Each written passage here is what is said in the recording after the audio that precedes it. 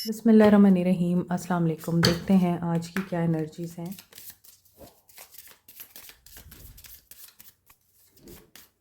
कल की सुबह की रीडिंग में मैंने आपको मैनिफेस्ट करने का तरीका बताया है। योर डिज़ायर लाइफ, आप जो चाहते हैं उसको आप कैसे मैनिफेस्ट कर सकते हैं, आपने वो ज़रूर देखनी है 1 जनवरी से पहले पहले, ताकि आप 1 जनवरी को वो सब कुछ मैनिफेस्ट कर सकें जो आप चाहते हैं। It is safe for you to love.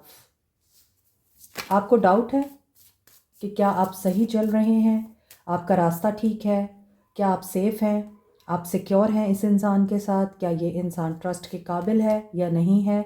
आप गिव एंड रिसीव की एनर्जी में आने से पहले इस इंसान को या तो टेस्ट करना चाह रहे हैं और उसके बाद इस इंसान पे ट्रस्ट करना चाह रहे हैं।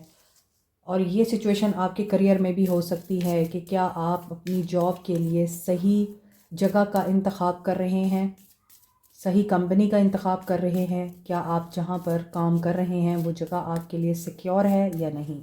फाइनेंसिस एंड करियर आपके लिए इम्पॉर्टेंट है एट दिस मोमेंट। और लव योर सेल्फ फर्स्ट, आपको सबसे पहले कंपैशन की एनर्जी में आना है, अपने आप से प्यार करना है। जब तक आप खुद से प्यार नहीं करेंगे, आप अपनी शैडो सेल्फ को कन्फ्रंट नहीं करेंगे, इनर वर्क नहीं करेंगे, तब तक आपकी लाइफ में सिचुएशंस, हालात, लोग, एनवायरनमेंट स्मूथ नहीं हो सकता। पर्सन्स की एनर्जीज देखते हैं। इस इंसान के लिए आपका पैशन हो ना हो, ये इंसान आपके लिए by heart and by soul बहुत ज़्यादा पैशनेट है। न्यू लव, ये एज ए न्यू लव आपकी लाइफ में आना चाहते हैं, बिल्कुल ब्रांड न्यू पर्सन बन के, या फिर इस इंसान की ज़िंदगी में कोई नया पर्सन आ चुका है, या फिर हो सकता है आप लोग बिल्कुल इनिशियल लेवल पे हैं लव के और पैशन बहुत ज़्यादा है। Worth waiting for. ओके, ऐसा लग रहा है कि आप लोगों के लिए ये बिल्कुल ब्रांड न्यू स्टार्ट है और आप बिल्कुल बबल फेज़ में हैं इस वक्त। लव का नया नया जो टाइम होता है, आप उसको इस वक्त बहुत ज़्यादा एंजॉय कर रहे हैं। और कुछ लोग वेट कर रहे हैं उस इंसान का जिसके बारे में आपको ये चीज़ महसूस होती है कि क्या पता ये इंसान वापस ना आए, क्या पता इस इंसान की ज़िंदगी में कोई और आ गया हो। तो ऐसी सूरत हाल में क्या आपका इंतज़ार करना वर्दी इनफ है? तो यस है। Divine timing is at work, engagement नज़र आ रही है। और your love of life is ascending at higher level, यानी ये अब हाई वाइब्रेशन में आ रहे हैं, प्रपोज कर सकते हैं। यहाँ पे रिलीजियस फैक्टर नज़र आता है। और यहाँ मुझे ये एनर्जी पिक हो रही थी कि हो सकता है कि इस इंसान ने किसी बहुत ही मेजर रीज़न की वजह से आपको छोड़ा है और किसी ऐसे पर्सन को चूज़ किया है जिससे मिलने के बाद इसे ये फ़ील हो रहा है कि ये इनके लिए बहुत बेहतर हो गया है और यही इनको चाहिए था। तो हर इंसान ने अपनी सिचुएशन के मुताबिक ही इस रीडिंग को परसीव करना है। तो अगर आपका सिनेरियो ऐसा है कि इन्होंने आपको छोड़ा है, उसमें रिलीजियस फैक्टर्स इन्वॉल्व हैं, कास्ट, कल्चर, सेक्ट्स या रिलीजन का डिफरेंस है, माइंड सेट का डिफरेंस है, बिलीफ सिस्टम का डिफरेंस है। और इस वजह से हो सकता है कि आप लोग ये समझते हैं कि इस इंसान ने आपके साथ अच्छा नहीं किया है। दूसरी तरफ ऐसा लगता है कि ये पर्सन में भी अब उन चैलेंजेस को ओवरकम करके आपका इंतज़ार ख़त्म करना चाहता है और आपको प्रपोज करना चाह रहा है। फॉरगिवनेस चाहिए इस इंसान को और ये सीख चुका है कि अगर ये आगे बढ़ना चाहता है तो इसे कुछ कंप्रोमाइज़ करना पड़ेगा, आपके साथ भी और दूसरों के साथ भी। उसके साथ ही ये पर्सन इस रिलेशनशिप को आगे बढ़ा सकता है। आप भी माफ़ करेंगे तो ही चीज़ें बेहतर होंगी और ये भी आपको माफ़ करेंगे तो भी मामलात आगे बढ़ सकते हैं। लेकिन डिवाइन की गाइडेंस इनको आ रही है, ये फॉरगिवनेस एंड पेशेंस सीख रहे हैं। मे बी कोई पर्सन यहाँ पे कन्वर्ट करना चाह रहा है अपना religion just for the sake of love, और वो बहुत बड़ा इशू है, मेजर इशू है। हो सकता है कि अब मामलात ऐसे ही ठीक हो जाएं आप लोगों के बीच। हीलिंग फैमिली इश्यूज़, यहाँ पे फैमिली बहुत बड़ा रोल प्ले कर रही है। डेफिनेटली अगर कोई यहाँ पे कन्वर्ट करना चाह रहा है अपने रिलीजन को, तो डेफिनेटली फैमिली तो इशू करेगी। सेकंड ये कि इस इंसान ने कभी सीखा ही नहीं है कि माफ़ करना क्या होता है और रिस्पेक्ट देना क्या होता है। और इसमें सबसे बड़ा रोल इनकी फैमिली का नज़र आता है। ऐसा भी लगता है कि ये पर्सन अपने पेरेंट्स को माफ़ नहीं कर सकता।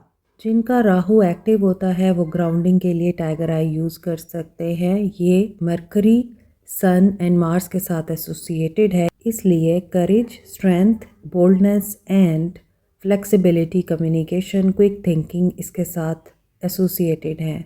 For good luck, expansion, growth and wisdom, wealth के लिए आप येलो सिट्रीन यूज़ कर सकते हैं। जुपिटर इसके साथ एसोसिएटेड है। Scorpio, Aries, Leo and Librans इसे यूज़ कर सकते हैं। पायराइट को सन एंड मार्स के साथ एसोसिएट किया जाता है। इसका ज़ोडिक साइन है लियो। इसके अलावा स्कॉर्पियंस, एरीज एंड कैप्रिकॉन्स भी इसको यूज़ कर सकते हैं। Power, self expression, leadership qualities के लिए, और ये आपका कॉन्फिडेंस एनहेंस करता है, विल पावर एंड क्रिएटिविटी को डेवलप करता है। As a stone of wealth ये आप रॉ फॉर्म में या रिंग की फॉर्म में भी यूज़ कर सकते हैं।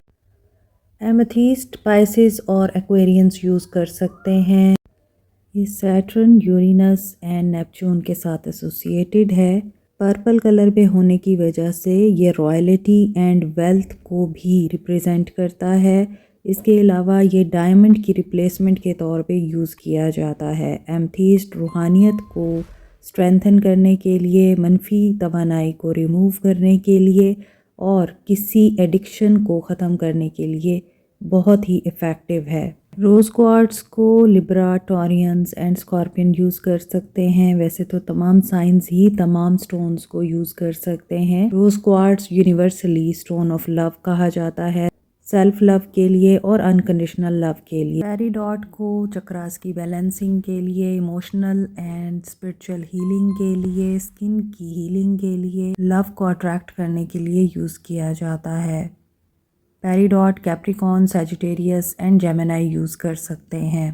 पेरिडॉट के बेस्ट कॉम्बिनेशन में है amethyst and rose quartz. Professional jealousy को ख़त्म करने के लिए, लोगों के हसद से बचने के लिए, नेगेटिव एनर्जीज़ एंड ईवल आई को रिमूव करने के लिए आप मिल्की क्वार्ट्स और ग्रीन एवेंजराइन यूज़ कर सकते हैं।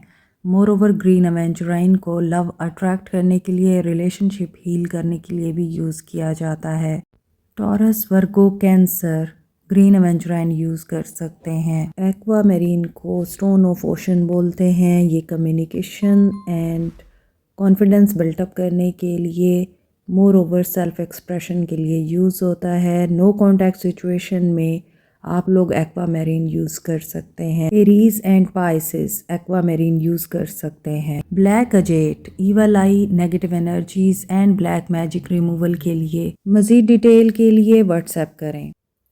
इसका अपने पेरेंट्स के लिए बहुत ज़्यादा हार्श माइंडसेट है।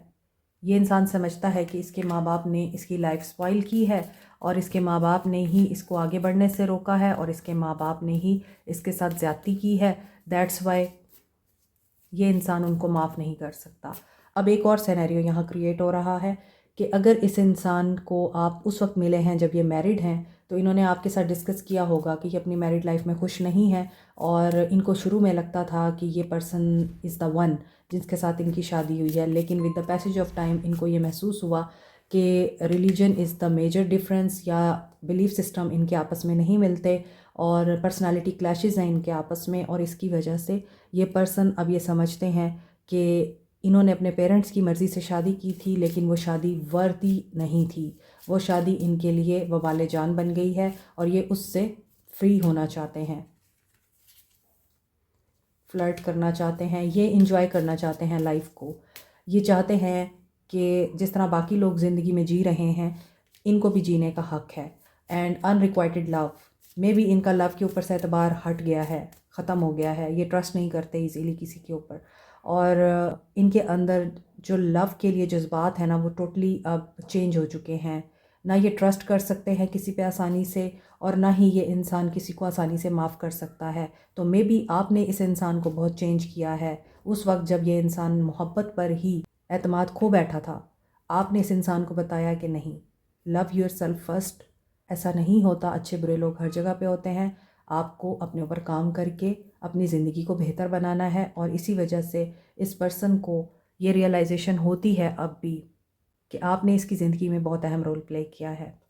नो कॉन्टैक्ट सिचुएशन है तो रिकन्सिलिएशन आ रही है, and they will express their love to you.